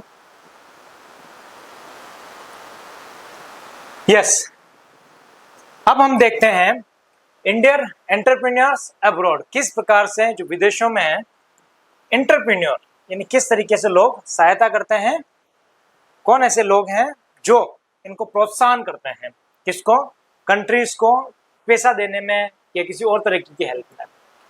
People need a huge capital to grow food and other crops from the world market. जो पीपल है, जो लोग हैं, पूरे वर्ल्ड मार्केट में एक बहुत भारी मात्रा में फूड की आवश्यकता शुरू हो जाती है। So for the humble present Shikarpuri shroffs and Nattukottai Chettiars were amongst the many groups of bankers and trade with financed export agriculture in Central and Southeast Asia using the either their own funds or those borrowed from Europe banks। ये क्या करते हैं कि शिकारपुरी श्रॉफ एक व्यक्ति है, शिकारपुरी श्रॉफ, और दूसरा है नट्टुकोटाई चेट्टियाई, नट्टुकोटाई चेट्टियाइज। ये दोनों लोग क्या करते हैं कि इन सभी को, यूरोप को, इन सभी को फंड देते हैं, यानी कि पैसा देते हैं, बैंकों को पैसा देते हैं। मतलब लोगों का स्टेटस देख रहे हो, बैंकों का क्या कर रहे हैं, ये पैसा दे रहे हैं कि आप लोग ये पैसा लो, हमसे ब्याज पे पैसा लो, और हम आपको क्या करेंगे, इन लोगों ब्याज लेंगे और आप इसको मार्केट में चलाओ। तो ये जो लोग थे, ये सभी पर, ये सेंट्रल जो कि एग्रीकल्चर है, central and south in Asia, भाई यहाँ पे जो भारत में, चाइना में, रशिया में, यहाँ सब पर पैसा देना लगा रहे हैं, और यूरोपियन बैंक को पैसा दे रहे हैं कि आप सभी क्या करो, पैसा दो और सारा बैंकर्स में चलाओ, है ना। Indian trade colonisation and the global system, हम देखते हैं किस तरीके से जो है वो व्यापार होता है, और व्यापार होने के साथ में ही ये उपनिवेश बढ़ता है, कोलोनाइजेशन, और साथ में ग्लोबल सिस्टम किस तरीके से काम करता है। Cotton from India was export to Europe, जो कॉटन था वो यूरोप एक्सपोर्ट हुआ करता था। In Britain tariffs were imposed on clothes import, जो टैरिफ है ब्रिटेन में लगातार जो इंडियन की जो कॉटन्स की है मांग बढ़ती रहती है। Consequently the inflow of the fine Indian cotton began to decline, लेकिन ये देखा जाता है कि लगातार जो ये इंडियन कॉटन है उसकी गिरावट दर्ज करते हैं इंडियन मार्केट वाले लोग कि भाई लगातार इसकी कमी आ रही है। ओवर द 19th सेंचुरी, 19वीं शताब्दी में British manufacturers floated the Indian market, जो ब्रिटिश मैन्युफैक्चर है वो इस इंडियन मार्केट को पूरा तोड़ देते हैं। किस तरीके से तोड़ते हैं कि भाई यहाँ से ये सारा कच्चा माल वहाँ पे लेके गए और सस्ते दामों पे यहाँ पर बेच दिया, रॉ मटेरियल यहाँ से इकट्ठा करके वहाँ बेच दिया इन्होंने, ठीक है। और बड़ी मात्राओं में यहाँ पे, जैसे कि मशीन उस समय इंडस्ट्रियलाइजेशन शुरू हो गई थी, तो इंडस्ट्रियलाइजेशन शुरू हो गई तो इन लोगों ने क्या किया भाई, कच्चा माल बनाया, वहां पर लेके गए और वहां से 100 शर्ट, जैसे शर्ट का एग्जांपल है तो वो मशीन में 100 शर्ट बना के यहाँ पे भेज दिए भाई, एक दिन में 100 शर्ट वहां पे बन के आ गए और यहाँ से 7 दिनों में एक शर्ट बन रहा है ना। तो इंडियन मार्केट अब लगातार डिक्रीज होने लगा भाई, यार कंपटीशन बहुत ज्यादा बढ़ गया, एक तरफा हो गया, कहा इंडियन मार्केट में एक शर्ट और वहां पे 100 शर्ट, सॉरी, हाँ, India played a circle role in the late 19th century world economy, जो इंडिया 19वीं शताब्दी से पहले एक बड़ा अपना रोल प्ले निभाती थी पूरे विश्व इतिहास में या पूरे विश्व अर्थव्यवस्था में। Britain state surplus in India also help पे the so-called home charges. The included provide remittance formed by British officials and trade interest payments on India's external debts and pensions from Britain officials in India. वाह, ये लोग क्या कर रहे हैं, Britain वासी यहाँ से सरप्लस इकट्ठा करते हैं और यहाँ से जितना भी सरप्लस इकट्ठा करते हैं और वे कहते हैं कि होम चार्ज देना पड़ेगा। भाई होम चार्ज क्या है कि भाई आप लोगों के ब्रिटेन में जितना भी खर्चा हो रहा है ना, वो सब भारत भरेगा। क्यों भरेगा, है ना, क्योंकि हम भारत पे रूल कर रहे हैं, हम भारत को खा रहे हैं, है ना, इस तरीके का इन्होंने सारा काम किया और ब्रिटेन से भारत से जितना पैसा था वो सब होम चार्ज के नाम पे लेके चले गए। पेंशन शुरू कर दी, वहाँ पे जितने ऑफिस थे, ऑफिस यहाँ पे भारत के ऑफिस तो ब्रिटेन के पैसे चलते ही थे, वहाँ के ऑफिस भी भारत के पैसे चल रहे थे और भारत की इकोनॉमी की इन्होंने ऐसी कम तैसी कर दी, बिल्कुल खत्म कर दिया इन्होंने। द इंटर वार इकोनॉमी, अब यह समय है वार शुरू होने का। अब देखिए होम चार्जेस किस तरीके से काम करता है, थोड़ा सा वो मैं आपको पहले समझा देता हूँ। देखिए क्या करते हैं, जैसे कि एक है ब्रिटेन, थोड़ा सा एक एग्जांपल समझाता हूँ, थोड़ा सा क्लियर हो जाएगा, वैसे आपको समझ में आ गया होगा। वैसे यहाँ से पैसा इकट्ठा करना और वहां पे लेके जाना। भाई ये थोड़ा सा और समझ लेते हैं, ये है ब्रिटेन, ये है भारत, ठीक है, और ये है चाइना, चीन। तो ब्रिटेन खर्चा कैसे चलाता था कि ये क्या करता था कि जो भारत है इसके साथ व्यापार किया, व्यापार किया मतलब ये तो इसी का था, चाइना और भारत दोनों के बीच में व्यापार करता था, है ना, इन दोनों के बीच में व्यापार किया, यहाँ का सामान यहाँ गया, यहाँ का सामान यहाँ आया, इन दोनों के बीच में जितना प्रॉफिट होता था ना वो भारत नहीं आता था। मान लो चाइना से कुछ सामान इन्होंने बेचा, पैसा आया, अब पैसा डायरेक्ट जाना कहाँ चाहिए था, यहाँ जाना चाहिए था, लेकिन ऐसा नहीं होता था। ये जो पैसा था ना वो डायरेक्ट कहाँ चला जाता था, होम चार्जेस के नाम से ब्रिटेन चला जाता था। तो नुकसान कितना, भारत का, भारत से सारे रिसोर्सेज चले गए, भारत से सारा पैसा चला गया, भारत से जितनी भी चीजें थी वो सारी चली गई और इसके बदले में पैसा कहाँ चला गया। ये भाई आप ये समझो कि आपका कोई दोस्त है और उसका कोई दोस्त है ना, आप ये कहें कि भाई ये मेरे दोस्त की, आपके पास कोई चीज है और वो कहे ये मेरे उस दोस्त की जो आपका दोस्त है, तो आप उसको सेल करते हैं और पैसे इसको देते हैं, लेकिन जो तीसरा आपका जो दोस्त है उसको आपने चीजें दी नहीं, उसको पैसा दिया ही नहीं, तो उससे क्या क्या नुकसान उसका हो गया, सामान तो उसका चला गया और पैसा आपके पास आ गया। तो इसी तरीके से यहाँ पे ये काम कर रहा है ना, तो ये ब्रिटेन इस तरीके से होम चार्जेस लेता था, है ना। यस, अब देखते हैं वार का टाइम शुरू हो गया है और जैसी करनी वैसी भरनी, यूरोप ऐसे ही होता है, बिल्कुल हालत इसकी बिल्कुल खराब हो जाती है। द फर्स्ट वर्ल्ड वॉर 1914 से 18 were fight in Europe but its impact was felt around the world. During its period the world experienced widespread economic and political instability and another catastrophic war। अब यहाँ पे क्या होता है, कैस्ट्रोट्रोपिक war, हाँ, यहाँ पे क्या होता है कि फर्स्ट वर्ल्ड वॉर शुरू होने जाता है। हम ये जानते हैं अलायंस और सेंट्रल पावर के बीच में क्या होता है, फर्स्ट वर्ल्ड वॉर होता है। ब्रिटिश ये समझते हैं, ये जो ब्रिटेन है, यूरोप है, ये समझता है कि वॉर जो है वो तो यार भाई कम टाइम में चलेगी और जल्दी खत्म हो जाएगी। ब्रिटेन को ये अंदाजा ही नहीं था कि वॉर तो बहुत ज्यादा दिनों तक चली गई और बहुत ज्यादा दिनों तक चली गई, तो इसका डायरेक्ट नुकसान किसको होगा, क्योंकि वॉर लड़ कौन रहा है, ब्रिटेन, तो इसका नुकसान किसको होगा, ब्रिटेन को ही होगा। तो ब्रिटेन क्या हो गया, भारी कर्ज में फंस गया। ब्रिटेन तो ये सोच रहा था कि यार ये वॉर शुरू हुआ है तो कर्ज में जल्दी हो जाएगा, लेकिन ऐसा होता नहीं है। असल में ये 4 सालों तक ये युद्ध चलता है और 4 सालों तक युद्ध चलता है, ब्रिटेन के इकोनॉमी की ऐसी कम तैसी हो जाती है।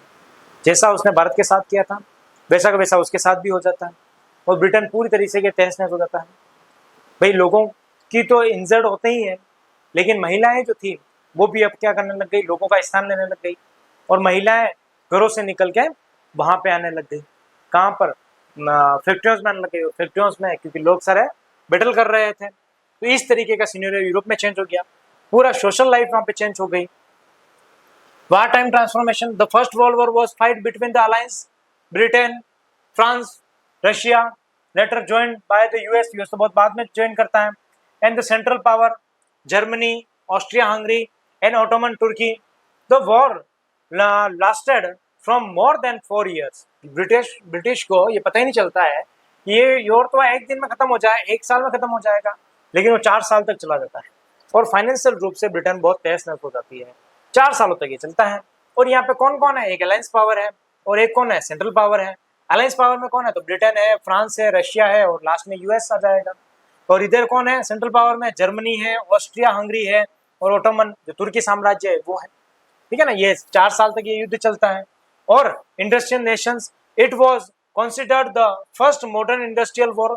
और हम देखते हैं ये पहला ऐसा युद्ध है जो इंडस्ट्रियल युद्ध है, क्योंकि इसमें क्या हो गया, वेपन्स से यूज किए गए, मशीन गन यूज की गई थी, बारूद का यूज किया गया था, तोपों का यूज किया गया था, है ना, टाइम बम का यूज किया गया था, परमाणु बम का यूज किया गया था, एटॉमिक पावर का यूज किया गया था। तो ये क्या होगा भाई, मशीन वहां पे बनी है इंडस्ट्री में, तो इंडस्ट्रियल वॉर इकट्ठी हो गई, कहने लग गए इसको। Which shows the use of machine guns, tanks, aircraft, chemical weapons etc. on a massive scale. बहुत बड़े स्केल पे ये क्या होने लग गए, यूज होने लग गए थे। During the war industries were restricted to produce war related goods. और इस समय पर ये लोग कहते हैं कि ऐसा कोई भी सामान जो वॉर से रिलेटेड हो वो देश से बाहर नहीं जाएगा। और दूसरा, लोग बाग जो है वो वॉर से रिलेटेड चीजें क्या करें, लगातार इंक्रीज करते रहें, बनाते रहें। Britain borrowed large sums of money from US banks as well as the US public, transformed the US from being an international debtors to an international creditors। अब जो ब्रिटेन है, जो यूरोप है, वो क्या करता है, यूएस से पैसे मांगता है। क्यों? देखिए बाहर में यूएस क्यों नहीं था, देखिए ब्रिटेन तो ये यहाँ पे है और यूएस ये यहाँ पे है, भाई यहाँ पे। अब इनके बीच में ये पूरा समुद्र, तो आप अमेरिका गिराया यार, तुम्हारा लड़ते रहो, मेरे को क्या करना है ना। यूएस तो बहुत बाद में उसके जहाज को मार देंगे जर्मनी वाले, तब जाके उसके ब्रिटेन आता है, एक ही परमाणु बम और एक महीने में खत्म, वो बाहर यूएस आते ही तो, है ना। तो इस तरीके से जो ब्रिटेन है अमेरिका के, तुम मरते रहो। और अमेरिका बहुत चालाक, ये क्या कर रहा है कि लगातार वेपन्स उनको सप्लाई कर रहा है बना बना के, है ना। और इसके साथ में ही अमेरिका ने कहा हमारे पास पैसा है, लो पैसा है तो हम आपको उधार देंगे, और यूरोप को पैसा देता रहता है, उधार देता रहता है, और उसके ऊपर कर्ज चढ़ जाता है। और कर्ज ऐसे तो देंगे नहीं, और कर्ज कैसे देंगे, भाई आपकी कोई ना कोई जगह मेरे को दो, तो ऐसे हम कुछ ना कुछ गिरवी रखो। तो ये यूरोप क्या करता है, बहुत ज्यादा डेप्ट में फंस जाता है, यानी कि इसके ऊपर ऋण बहुत ज्यादा हो जाता है ना। तो यूरोप की दुर्गति तो यहीं से शुरू होने लग जाती है। यस, है ना। और इसके साथ में ही जो ब्रिटेन है वो भीख मांगता रहता है, किस किस से, यूएस बैंक से भीख मांगता है, यूएस के लोगों से भीख मांगता है। उसके साथ में ही ट्रांसफॉर्मेशन बीइंग इंटरनेशनल डेबिटर्स और इंटरनेशनल क्रेडिटर। जो डेबिटर और क्रेडिटर है, हमने अभी पीछे वो इंडियन इंटरव्यूअर के नाम पढ़े थे, उन लोगों से वो भीख मांगता है कि पैसा दो पैसा दो पैसा दो, ऐसे करता था, है ना। तो इस तरीके से क्यों, क्योंकि वो युद्ध लड़ रहा है, और अगर युद्ध हार जाए तो उसके तो लाइफ का सवाल है, स्टेटस का सवाल है भाई, है ना, हार कैसे जाए। तो ये एक सिनेरियो क्रिएट हुआ था। हम आप समझ चुके होंगे कि जो यूएस है वो लगातार अब यूएस तो पावरफुल होता जा रहा है, क्योंकि दूर है, वॉर से भी दूर है, सारी चीजों से दूर है। लेकिन ब्रिटेन जो है वो अब क्या हो रहा है, पैसे वो लगातार ले रहा है, जिससे वो लगातार कमजोर होता जा रहा है। जो जितना व्यक्ति उधार लेगा ना वो उतना ज्यादा कमजोर होता है, इसलिए जीवन में कभी उधार लेने का काम तो रखना ही नहीं। पोस्ट वॉर रिकवरी, किस तरीके से जो वॉर है वो रिकवरी होती है। देखिए इकोनॉमी लगातार चेंज हो जाती है, और इकोनॉमी लगातार चेंज होती है, तो यहाँ पे रीशेप बहुत जल्दी आ जाता है। कहाँ पर? ब्रिटेन में, कि भाई लगातार, क्योंकि लोग बाग उस समय क्या कर रहे थे, लोगों की जरूरतें बहुत थी, उत्पादन बहुत ज्यादा हो रहा था। ये ज्यादा उत्पादन भी क्या है, प्रोडक्शन ज्यादा होना भी एक नुकसान है ना। तो उसको पढ़ते हैं कि क्या है यहाँ पे बात, post war recovery.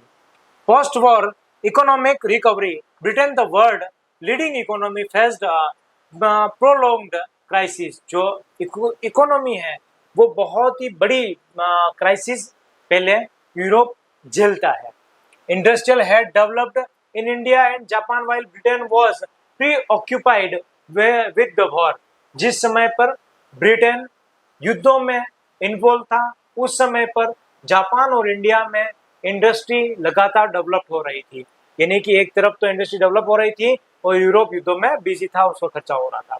Britain after the war, जैसे ही वॉर खत्म हुआ, found the difficult to recapture its earlier positions to dominate in the Indian market and compete the Japan internationally. At the end of the war, Britain was burdened with huge external debts, anxiety and uncertainty about war become an ended during part of the post-war scenario. जो Britain है वो अब उस तरीके की situation नहीं बना सका जैसे कि पहले इंडिया के मार्केट में थी। अब वो बहुत ही कमज़ोर हो चुका है और उसके साथ में ही जो इंडिया और जापान है वो बहुत ही ज़्यादा पावरफुल होते जा रहे हैं। अब वो इंडिया के मार्केट में उस तरीके की पोजीशन नहीं बना पा रहा है जैसे कि उसने पहले पोजीशन बना रखी थी। यहाँ पे एक और चीज़ है कि ब्रिटेन जो है, लेकिन यूएसए जो है वो अब पहले क्या था, कर्जदाता था, कर्जग्राही था। यानी कर्जग्राही का मतलब क्या होता है कि पहले पैसे लेने वाला है ना, लेकिन अब क्या हो गया, कर्ज देने वाला। यूएस कर्जदाता हो गया। और किसको दिया, तो ब्रिटेन को दिया। हमने देखा कि ब्रिटेन ने इसको वॉर होते ही इसने दिया, तो यूएस का तो एकदम टाइम पीरियड चेंज हो गया। और इसके साथ में ही ब्रिटेन जो है वो जापान में और इंडिया में वापस बेसी पोजीशन एस्टेब्लिश नहीं कर सका, क्योंकि एक तरफ तो वॉर हो रहे थे, दूसरे इन देशों में क्या हो रहे थे कि भाई लगातार लोग बाग जो है वो क्राइसिस कर रहे हैं, लगातार वो रिवोल्ट कर रहे हैं। तो इस तरीके से rice of mass productions and consumptions, देखिए अगर बहुत ज़्यादा कोई अगर प्रोडक्ट उगा देते हैं या क्रॉपिंग कर लेते हैं, प्रोडक्शंस करा देते हैं, तो भी एक नुकसानदायक। यहाँ पे यही हुआ, इन लोगों ने क्या किया कि भाई गेहूँ जो था ना, व्हीट जो है उसका बहुत ज़्यादा इन्होंने प्रोडक्शंस कर दिया, और प्रोडक्शंस इन लोगों ने बहुत ज़्यादा कर दिया, तो उससे क्या हो गया कि मार्केट में गेहूँ बहुत ज़्यादा आ गया, जिससे गेहूँ सड़ने लग गया। और लोगों की जो थी पैसा इतना गेहूं में लगा रखा उन लोगों ने, और इतना पैसा लगा रखा तो वापस पैसा लाए कहाँ से, ठीक है, समझ रहे हो आप बात। तो ये इस तरीके से उनको क्या हो गया कि गेहूं सारा खराब होने लग गया। कोई चीज़ जब आप जबरदस्ती भर दो किसी शॉप में और शॉप चले ही नहीं, तो उस व्यक्ति को तो नुकसान ही है। उस चीज़ का तो पैसे का ब्याज तो लग ही रहा है। कहीं से उधार लाओ, जैसे मान लो 1 लाख रुपए उधार लेके आओ और आपका दुकान चले ही नहीं, फेल हो जाए, तो आप तो बड़ी दिक्कत में फंस जाओगे। इसी तरीके से क्या हो गया भाई, लोगों ने क्या किया, व्हीट का प्रोडक्शन युद्ध चलता रहेगा, कर रहो प्रोडक्शंस करते रहो आप, तो दमादम। तो इस तरीके से क्या हुआ है, प्रोडक्शन तो इन लोगों ने कर दिया, लेकिन अब वो सामान तो बाहर तो खत्म हो गया, मोए हो गया यहाँ पे। तो फिर यहाँ पे क्या हो गया कि इनको लोगों को सामान बिका ही नहीं, और नहीं बिका तो ये क्राइसिस यहाँ पे फैलने लग गया, लोग बाग सारा सामान सड़ने लग गया उनका। अब इन्होंने कहा कि भाई यूरोप कुछ ना कुछ रास्ता निकालो। The US economy recovered quickly. US, क्योंकि देखिए यूएस इकोनॉमी तो रिकवर होनी ही थी, फिर उसके पास तो देखो पैसा भी था, युद्ध में भी वो इन्वॉल्व नहीं था, तो इसकी तो बहुत जल्दी रिकवर हो गई and resumed it's strong growth in the early 1920। लेकिन यूरोप में जो यूएस है अब वो बहुत स्ट्रॉन्ग पावर बन गया इस समय तक, है ना। Mass production in one of the impact features of the US economy which began in the late 19th century. ये बहुत ही बड़ा इसका यहाँ पे हम देख सकते हैं कि प्रोडक्शंस जो है वो लार्ज लेवल में फैला। ये तो एक यूरोप की कहानी बता दी मैंने आपको व्हीट की, लेकिन एक हेनरी फोर्ड नाम का एक व्यक्ति आता है, जो आप फोर्ड की घड़ियां देखते हैं आप, ये उसी की देन है।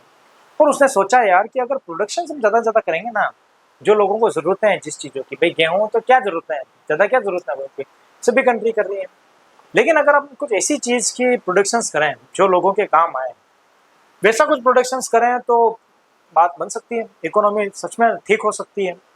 तो यहाँ पे हेनरी फोर्ड ने क्या किया है, एक चीज़ देखिए भाई यार, ये मीट लेने के लिए जिस प्रकार से मीट का एक व्यक्ति है जो कटिंग कर रहा है, एक व्यक्ति उसको फ्राई कर रहा है, एक व्यक्ति पीसेस में काट रहा है, एक व्यक्ति क्या कर रहा है उसकी पैकेजिंग कर रहा है, एक व्यक्ति सेल कर रहा है, तो इस तरीके से क्या काउंटर का काउंटर बना हुआ है। और काउंटर बना हुआ है तो ये क्या कर रहे हैं कि यार अगर एक एक व्यक्ति को ये सारा काम सौंप दिया जाए ना, तो काम बहुत स्पीड से हो जाएगा। ये हेनरी फोर्ड ने कहाँ से, ये जो मार्केट था मीट वाला, वहां से ये आइडिया लिया कि अगर मैं यार गाड़ियों में ऐसा काम करूँ कि भाई गाड़ियों का जो स्ट्रक्चर है वो एक व्यक्ति बनाएगा, जो इंजन है वो एक व्यक्ति बनाएगा, जो सारे टूल्स है वो सभी एक व्यक्ति बनाएगा, जो इंजन फिट करने वाले हैं वो सभी एक व्यक्ति करेंगे, इस तरीके का काम होता है, मजा ही मजा आ जाए यार। तो यहाँ पे क्या होता है, Henry Ford is the well known pioneers of mass productions car manufacturers who established his car plant in Detroit. The T model car, T model car कैसी होती है देखो मैं आपको बताता हूँ। ये अपने है कार, है ना,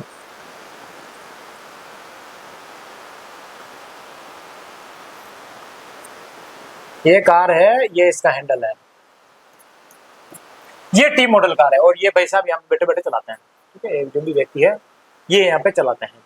तो ये टी मॉडल कार जो है ना, इसने सबसे पहले इंट्रोड्यूस की कि यार उन्होंने लगा कि यार जो कारें होगी वो सबसे ज्यादा मार्केट में चलेगी, और सच में सही बात यही है कि कारों की उस समय बहुत ज्यादा वैल्यू थी। तो world first mass production car Fortis industry practices soon spread at the US and were also copied in Europe in the 1920। और उसके साथ में ही टी मॉडल की जो है यूएस में तो इन्होंने काम किया था, और यूरोप का जो वो मैं आपको मीट का सारा ये बता रहा था, मार्केट बता रहा था कि भाई इस तरीके से काम होता है, वहां से इन्होंने कॉपी किया और ये सारा क्या किया है, यूरोप में इन लोगों को बेचा है।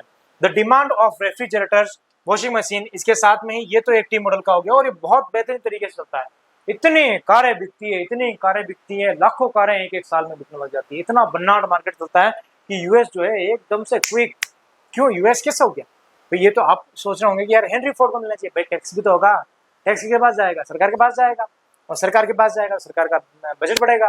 फिर 1 लाख, एक कार पे आप 1 लाख का टैक्स ले लेते हैं तो फिर क्या होगा, सरकार का तो आमदनी बढ़ेगी, है ना। तो 200 कारें बिकी, देख लो आप इस हिसाब से कि भाई कितना इनको प्रोडक्शन हो गया। अब जब लगातार क्या हो गया, रेफ्रिजरेटर बने, वॉशिंग मशीन बनी, है ना, और ये सब बहुत सारे एटेसी, बहुत सारे ऐसे जो चीजें थी वो बनती गई, उनकी डिमांड बनती गई, और डिमांड बनती गई तो इन्होंने क्या किया, लगातार बनाते गए। Also boomed financial once again by loans, लोग बाग देखा नहीं कुछ नहीं, लोन लिया, चीजें ले ली, ये इस पे लोन ले लिया, ये उस पे लोन ले लिया, और ये कार ले लिया। आज जैसे लेते हैं आईफोन लेना है, ये चलो लोन करा दो, कोई भी फोन लेना है महंगा से महंगा, ये लोन करा दो, ईएमआई करा दो आप, फिर किस्तें भरेंगे नहीं भरेंगे बाद में देखेंगे, फिर पैसा कहाँ से आएंगे बाद में देखेंगे, लेकिन लोन करा दो। तो लोग बाग भी क्या जरूरत है नहीं है, रेफ्रिजरेटर ले लिया, कपड़े हाथों से धो पा रहे हैं, वॉशिंग मशीन ले ली इन्होंने, इस तरह का काम कर दिया।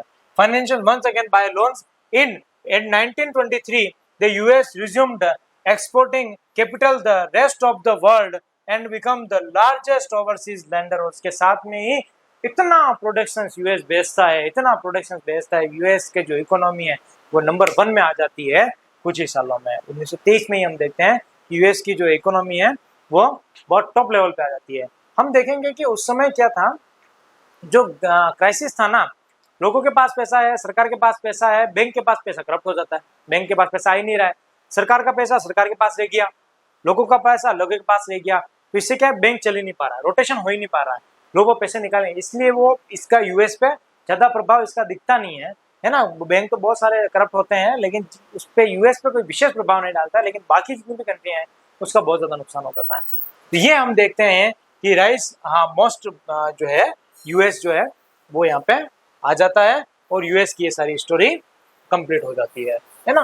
तो ये जो फोर्ड है, हेनरी फोर्ड है, इसका एक बड़ा योगदान रहता है। तो ये तो सारी थी यूरोप की स्टोरी।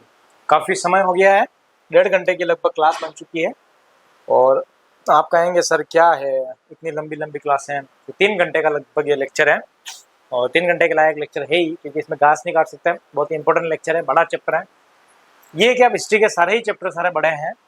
तो ये जो ग्रेट डिप्रेशन है इसको हम नेक्स्ट क्लास में शुरू करेंगे। यहाँ तक पढ़ें, आप बुक से भी पढ़ें और इसको भी ध्यान में रखते हुए पढ़ें, बहुत ही बेहतरीन तरीके से इसको पढ़ाया है। तो दोस्तों के साथ अधिक से अधिक शेयर करने की कोशिश करें, जितने भी आपके 10th क्लास के वीडियो आ रहे हैं उन सभी को, करंट के रिलेटेड भी सारे जो टॉपिक हैं उनको भी देखते रहें, बहुत मज़ेदार सारे टॉपिक हैं, छोटे छोटे से टॉपिक हैं, ताकि वो भी सीनियर थोड़ा सा आपके दिमाग में रहें। अगर आप इस चैनल पर नए हैं तो इसको सब्सक्राइब जरूर करें, बेल आइकन को दबा दें, ताकि जो भी नया वीडियो हमारा आने वाला है उसको सबसे पहले आपको मिले। और इसके साथ में ही मिलते हैं बहुत जल्द नेक्स्ट वीडियो में। कल ही ये इसको कंप्लीट कर लेते हैं, आगे वाला चैप्टर है, 2 पार्ट में इस चैप्टर को हम पढ़ेंगे। तो बहुत बहुत धन्यवाद दोस्तों, पढ़ के साथ मिलते हैं अगली वीडियो में। तब तक खुश रहिए, मुस्कुराते रहिए और खूब सारा पढ़ते रहिए। बहुत बहुत धन्यवाद।